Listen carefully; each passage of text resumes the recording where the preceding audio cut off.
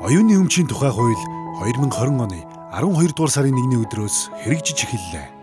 Та оюуны өмчөө эдийн засгийн эргэлтэд оруулахад бэлэн үү?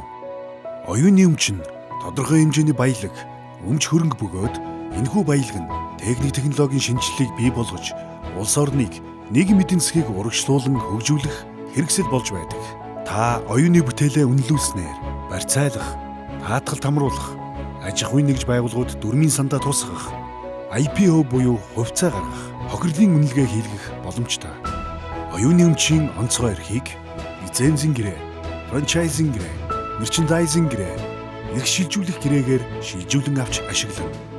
Зохион бүтээгч, бүтээл төрөгч та оюуны өмчийн бүтээлээ зуучлалын байгууллагаар дамжуулан хэрэглэгчийн хүртэл болгох боломжтой. Дээрх оюуны бүтээлийн эрхийг худалдан борлуулсны орлого аж ахуйн нэгжийн орлогын албан татвараас 5% хөнгөлөлт үзүүлнэ. Өөрийн сэтгэж бодож тойрогсон бүтээлээ хадгалах биш. Түүнийгээ эдийн засгийн эргэлтэд оруулах боломж танд ч бас бий. Оюунлаг Монгол хүн та оюуны өмчийг дээдлээрэй.